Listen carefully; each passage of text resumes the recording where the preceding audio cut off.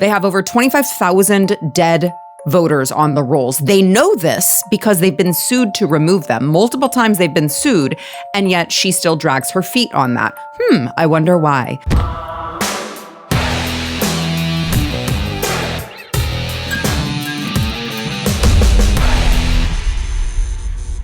Welcome back to Come and Take It. So those of you who watch me on Blaze TV and you watch Sara Gonzales Unfiltered, or you just watch Blaze TV in general, you know probably that I traveled to the state of Michigan, where I filmed a documentary on voter security, election integrity, and whether or not we can expect the 2024 election will be, we use the term rigged. I know the left likes to use the term fortified. Remember, they came out and said after the 2020 election, it wasn't rigged, it was just fortified. Consequently, they're fortified accordingly. Yes, it was, in fact, fortified by this cabal of elites. And you're sitting there scratching your head going, wait, that's what I was saying the whole time. But anyway. In this documentary, in my time I traveled to Michigan and I traveled to Washington, D.C. And during that time, I spoke with a lot of experts and learned a lot about some of the many times legal ways that the elections can be somewhat rigged, that the game can be rigged against you. Now, it doesn't have to be. I know that people hear the term rigged election or voter fraud and they automatically go, oh my God, you're talking about hacking the voting machines. No. It doesn't have to be from hacking voting machines or anything like that, actually. Sometimes it's as simple as your Secretary of State. Okay? So over in Michigan, for instance, I'll give you this example, and I'm going to tie it back to Texas, don't worry. Over in Michigan, their Secretary of State comes directly from George Soros. This is a George Soros project. Look it up. I've talked about this before. It's called the Secretary of State Project. And George Soros actually installed Secretary of State Jocelyn Benson over in Michigan to run the elections. And here are some of the things that have happened since that I went there and I investigated. They have over 25,000 dead voters on the rolls. They know this because they've been sued to remove them. Multiple times they've been sued, and yet she still drags her feet on that. I wonder why. You can register to vote without showing ID. Are you kidding me? Are you kidding me? By the way, you have to show your ID to get a library card in the state of Michigan and many other states, but you can register to vote without showing ID. As long as you super duper pinky promise, you sign an affidavit saying you are who you say you are. Same rules apply when you go to vote. There is a rule in Michigan that you're supposed to show your photo ID in order to vote. But guess what happens if you don't have a photo ID? You just sign a little piece of paper saying that you are who you say you are. Oh, and by the way, your ID doesn't even have to have an address on it. So they don't even have to have cross-reference that's the same address that you're supposed to be voting in that particular county. They don't have to check that. They don't even have to have ID. They claim you have to have photo ID. But again, always look at the exemptions. Always look at what happens if you don't have it. They get to say, oh, we require photo ID. Well, what if you don't have it? Well, you just sign a piece of paper showing that you are who you say you are. And I mean, you wouldn't lie, would you? No, that would never happen. Interesting. Very interesting. And so more than that, every person in the state, they have made it a constitutional right in the state of Michigan, a constitutional right to mail in ballots. Jocelyn Benson has issued guidance that prevents boards of canvasses to investigate voter fraud. So if they think that there is voter fraud, they're instructed not to investigate it.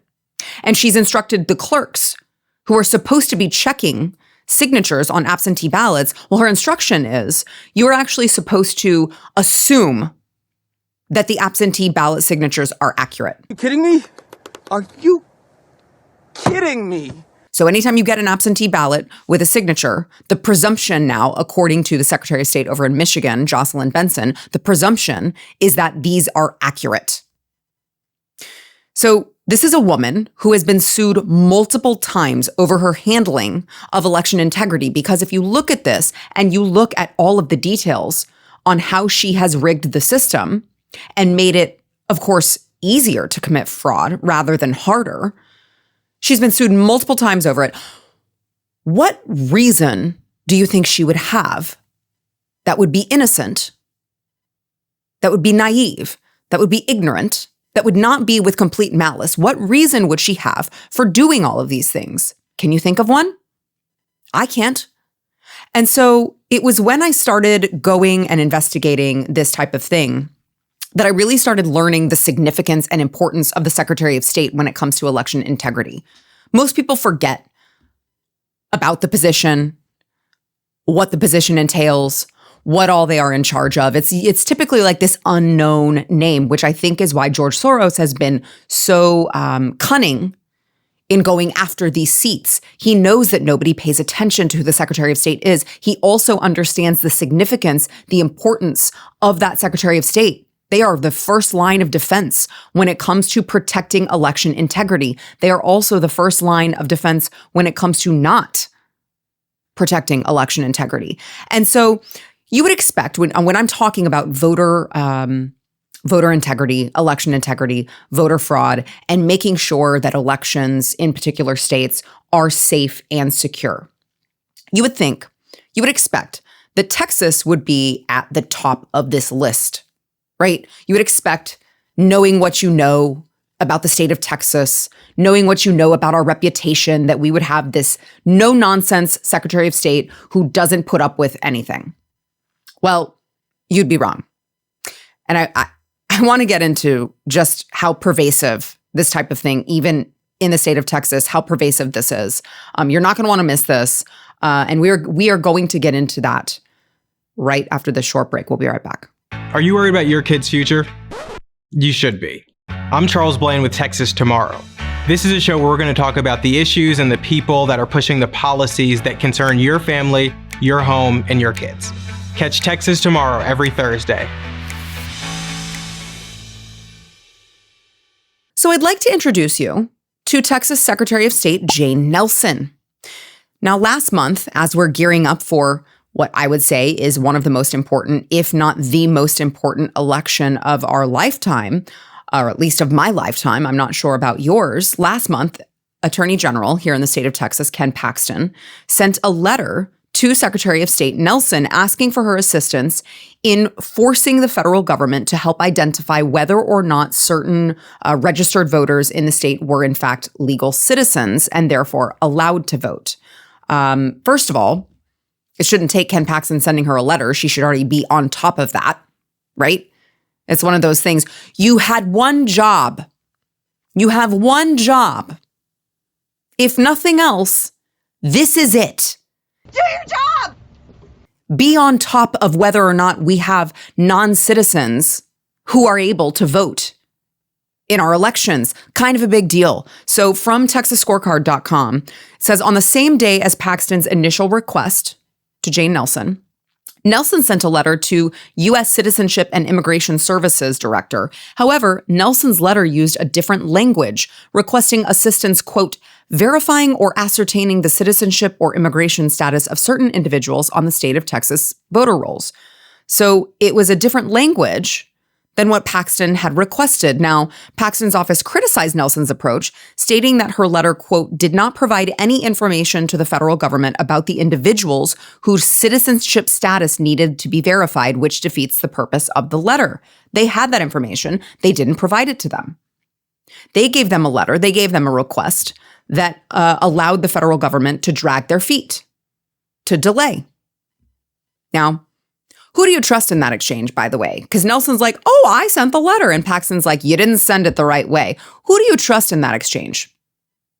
I know who I trust to be a proven fighter for the state of Texas and its citizens. And it's not Jane Nelson, to be clear. Okay, so fast forward. Now, I'm just going to solidify that thought in my mind, maybe yours as well.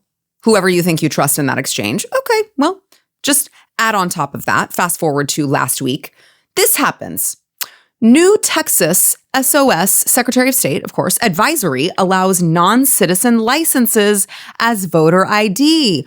How could that have possibly happened? Well, the Texas Department of Public Safety issues driver's licenses and personal identification cards to, remember, there's a difference between illegal aliens and lawfully present non-citizens. Now, sometimes there's not because the United States paroles them into this country, but there are certain times where there are people in this country who are not citizens, who do not have the right to vote, but they are lawfully present and they do need a photo ID or a driver's license in order to go about their business, okay?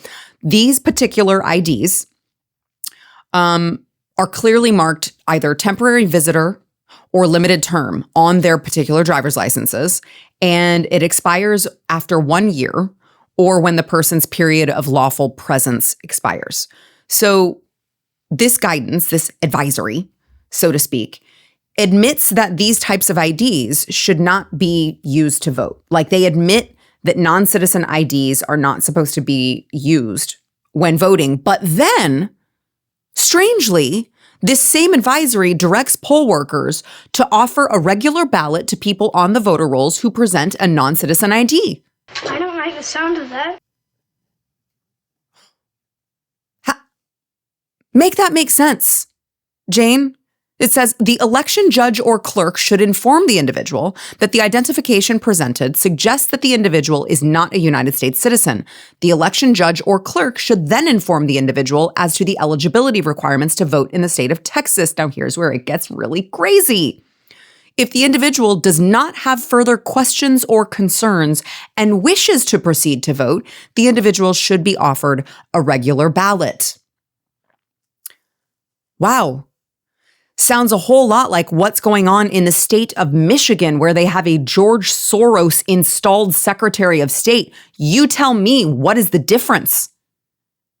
What is the point of having a Secretary of State who is supposed to enforce the law if her guidance tells poll workers, well, I mean, they can't vote if they're a non-citizen. They're supposed to show proper photo ID that meets the requirements. But if they don't, you just tell them, hey, are you sure you want to vote with this ID that you're not supposed to vote with? And if they say, yes, I'm sure, I will sign a piece of paper. Well, maybe not even sign a piece of paper.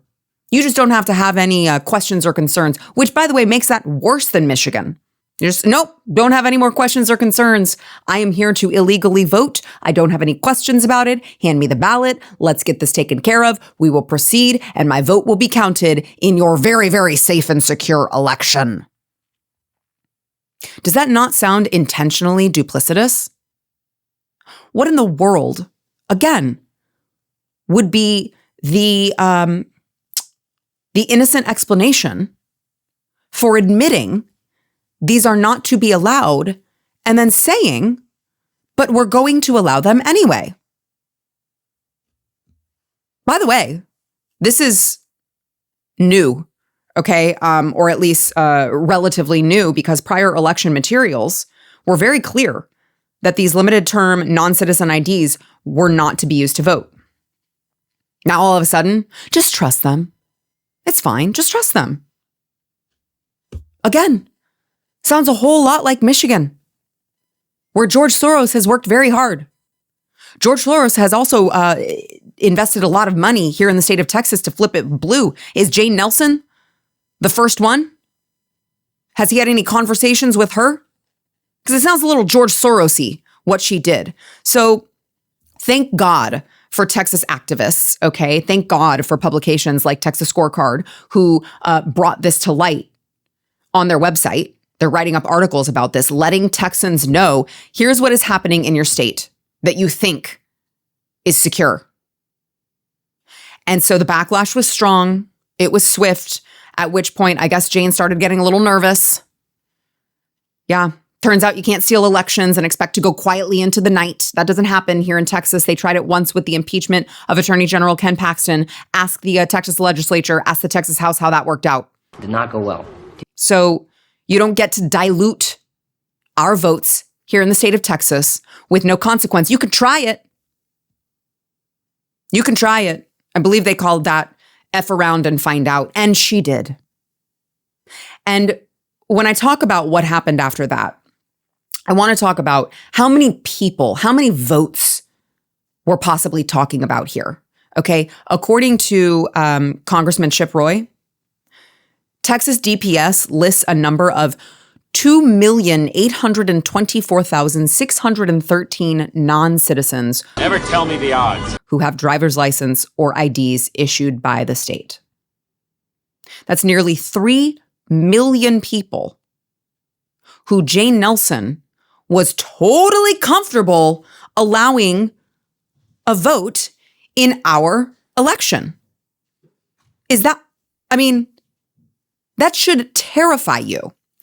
And so after a panicked letter to Ken Paxton's office, she's like, Ken, could you please help me? Could you let me know what your opinion is on that? Which, by the way, Jane, would have been really nice for you to ask before you issued this duplicitous guidance, wouldn't it?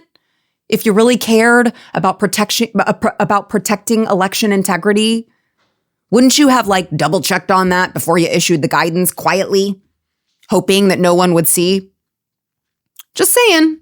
So she issued this panicked letter and she realized that she was running out of time. I guess she also realized that she had stepped in it and quickly reversed her previous guidance. She issued an update that said, when an individual attempts to vote by presenting a temporary or limited term driver's license, which federal regulations say must be issued only to non-citizens who are lawfully present in this country, election workers must require that the individual produce a naturalization card or naturalization certificate demonstrating U.S. citizenship to receive a regular ballot. It's that easy. It's just that easy. Sure, I understand things happen and you may have been naturalized in between the time that you had this ID and the election, but you got to provide the card. You got to provide the proof. You don't just get to have, the rules read to you and you just say, yep, I'm good. We have to follow the rules.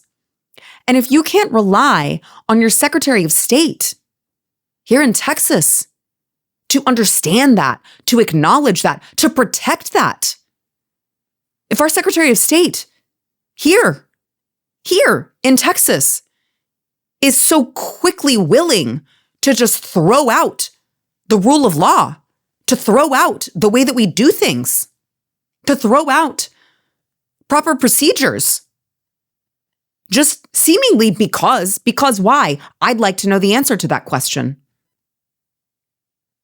Because I appreciate that the Secretary of State has now reversed guidance. I think it is shameful that it took the backlash that it did from average everyday Texans for her to do so. Because my personal opinion is, I think she was hoping that nobody would find out. I think she was hoping that this would go under the radar. Thank God it didn't. Because if we lose Texas, you can kiss the rest of the red states goodbye in this country.